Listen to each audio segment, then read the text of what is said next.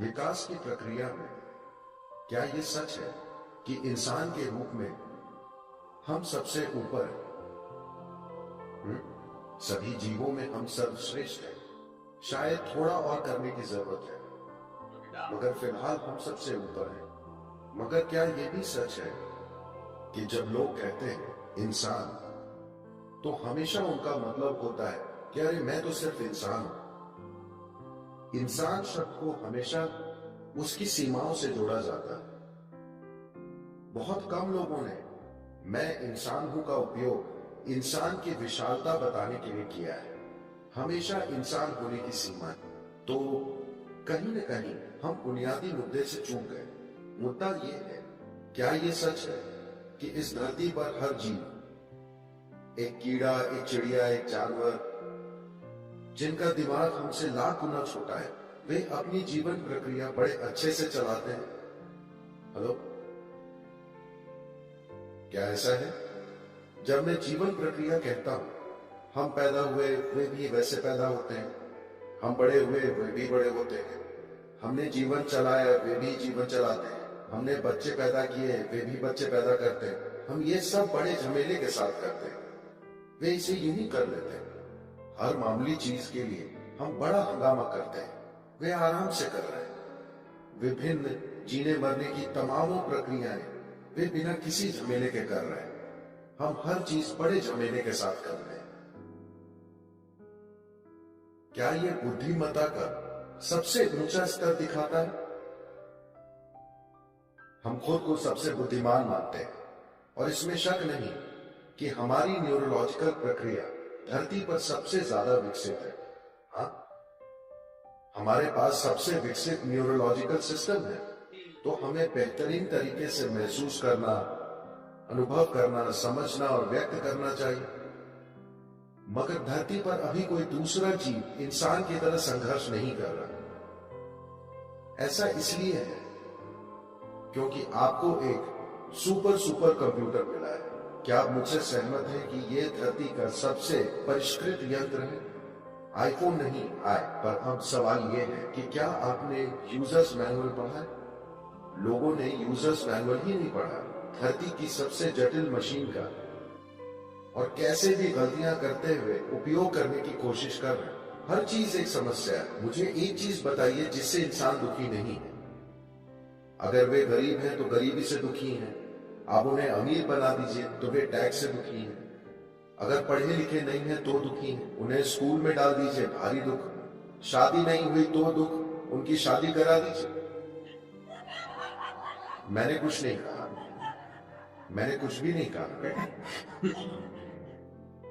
बच्चे नहीं हैं उससे कुछ लोग दुखी हैं, बच्चे हैं हर रोज दुख। तो आप जीवन के हर पहलू से दुखी लगते हैं। तो अगर हम मौत दे दें, क्या आप खुशी खुशी जाएंगे? नहीं, आप दुखी हो जाएंगे। तो मुझे एक चीज बताइए जिससे हम दुखी नहीं हैं। अब लोग फिलॉसफी बनाते हैं जीवन दुख है। नहीं नहीं, जीवन दुख नहीं है, नहीं आनंद है। ये तो बस मौजूद है। ये शानदार प्रक्रिया है। अगर आप इसकी सवारी करते हैं तो ये शानदार है। अगर आप इससे कुचले जाते हैं तो ये भयंकर लगता है। तो क्या आप जीवन की लहर पर सवार हैं या इससे कुचले जा रहे हैं? यही सवाल।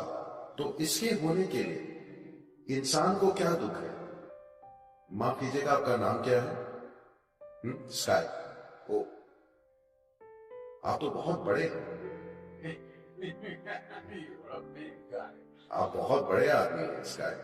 आखिरी बार कब किसी ने आपको खंजर चुभोया था? मैं आपसे पूछ रहा हूं कि लोगों के जीवन में कितना दुख असल में बाहर से आ रहा है। जरा सा, बाकी वे खुद पैदा कर रहे हैं।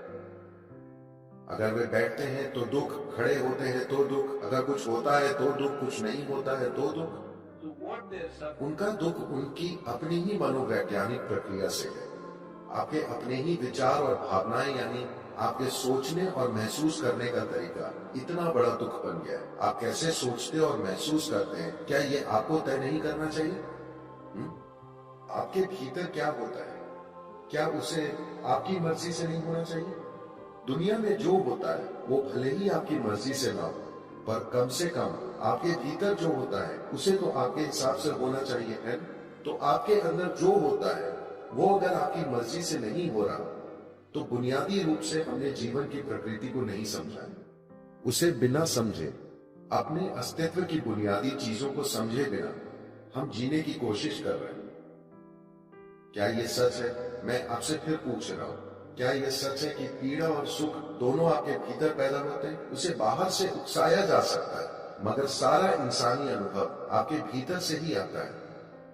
जो आपके भीतर से आ रहा है उसे आपके मुताबिक होना चाहिए, वरना आप खुद के काबू से बाहर हो। तो मेरा पूरा काम और जो चीज सिखाई जाती है उसकी बुनियादी प्रकृति को इनर इंजीनियरिंग कहते हैं। मतलब हमने दुनिया को कई तरह से इंजीनियर किया है, जिसने हमें जबरदस्त आराम और सुविधाएं दी है। क्या आप मेरी बात से सहमत हैं कि हम असाधारण सुविधाओं का आनंद लेने वाली सबसे आरामदेह पीढ़ी है, जिसकी कोई पीढ़ी कल्पना भी नहीं कर सकती थी? हाँ या ना? जो राजाओं के पास भी नहीं था 100 साल पहले, आज आम लोग उसका आनंद ले रहे हैं ना? तो ये सब मानवता पर बर्बाद हो रहा है, क्योंकि लोगों का जीवन का अनुभव बेहतर नहीं हुआ है। क्योंकि आपकी खुशहाली कभी बाहर से नहीं आएगी। बाहर से आप आराम जुटा सकते हैं, सुविधाएं जुटा सकते हैं, पर खुशहाली पैदा नहीं कर सकते। खुशहाली सिर्फ आपके भीतर से पैदा हो सकती है, क्योंकि इंसानी अनुभव भीतर से पैदा होता है। इससे फर्क नहीं पड़ता कि आपके अनुभव की प्रकृति क्या है, वो जो भी हो, सुखद या दुखद, दोनों आपके भीतर से पैदा होते हैं। लेकिन अगर आपका खुद पर नियंत्रण है, तो आप अपने लिए खुशी पैदा करेंगे या दुख? ज्यादा से ज्यादा खुशी। अगर पीड़ा और आनंद में से एक चुनना हो, तो आप अपने लिए क्या चुनेंगे? कृपया चुनिए, मैं आपको आशीर्वाद देने वाला हूं। पीड़ा या आनंद? हाँ, कम से कम अपने लिए तो निश्चय ही सर्वाधिक खुशी। आप अपने पड़ोसी के लिए क्या चाहते हैं, इस पर बहस हो सकती है, इस आधार पर कि उन्होंने आज क्या किया। मगर खुद के लिए जो चाहिए वो 100% साफ है। इतनी साधारण चीज क्यों नहीं हो रही है? क्योंकि ये दिमागी गतिविधि क्रमिक विकास की प्रक्रिया में नहीं है। ये एक नई घटना है। ये बड़ा दिमाग, नई से मेरा मतलब है सिर्फ कुछ लाख साल पहले, पर विकास के पैमाने पर यह नहीं है। तो हमारे पास एक ऐसी बुद्धि है जिसके लिए हमारे पास एक स्थिर आधार नहीं है। आपको यातना देने के लिए किसी और दूसरे की जरूरत नहीं है ना? आप खुद ही काफी हैं। आपको कोई बाहरी मदद नहीं चाहिए। आप अकेले कहीं बैठकर वही नर्क बना सकते हैं, क्योंकि आपकी अपनी बुद्धि आपके खिलाफ हो गई है। आप इसे कई आकर्षक नामों से बुला सकते हैं। आप इसे पीड़ा कहें, डिप्रेशन कहें, तरह तरह के रोगों का नाम दें, मगर दरअसल आपकी बुद्धि आपके खिलाफ हो गई है। एक बार आपकी बुद्धि आपके खिलाफ हो जाए तो कोई नहीं, दुनिया की कोई ताकत आपको नहीं बचा सकती, क्योंकि हम आपको जहां भी ले जाएं, आप दुखी ही रहेंगे। कुछ लोग सोचते हैं कि एक दिन वे स्वर्ग जाएंगे, वे ठीक से रहेंगे। मैं पूछ रहा हूं, क्या आपके पास कोई सबूत है कि आप पहले ही स्वर्ग में नहीं हैं और उसे बर्बाद नहीं कर रहे? आपके पास कोई सबूत है? नहीं। Do you have any proof? No. Maybe you're already in heaven and making a mess out of it. शायद आप पहले ही स्वर्ग में हैं और उसकी दुर्गति कर रहे हैं, क्योंकि अगर आपका दिमाग काबू से बाहर है तो आपको चाहे जहां ले जाया जाए, आप उसे खराब कर देंगे, है? जरा कल्पना कीजिए, 100 साल पहले लोग इसी जगह पर कैसे रहते थे और आप कैसे रह रहे हैं। उसकी तुलना में क्या शिकायत करने के लिए कुछ है? हेलो? ओह, लेकिन हम हमेशा शिकायत करते रहते हैं।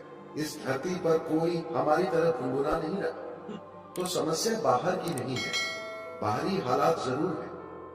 कुछ हालात हमारे मन मुताबिक होंगे, कुछ नहीं होंगे। ऐसा ही होता है। आपके परिवार में चाहे 2 ही लोग हों, तब भी क्या हर चीज आपकी मर्जी से होती है? नहीं, वो कभी नहीं हो सकती। बाहरी चीजें पूरी तरह आपके हिसाब से कभी नहीं होंगी। कुछ हद तक हम इसे संभाल सकते हैं, लेकिन कम से कम जो आपके भीतर होता है उसे तो पूरी तरह आपकी मर्जी से होना चाहिए। अगर अभी आपके भीतर जो हो रहा है वो आपकी मर्जी से हो रहा होता, तो आप खुद को सुख के सर्वोच्च स्तर पर रखते या नहीं?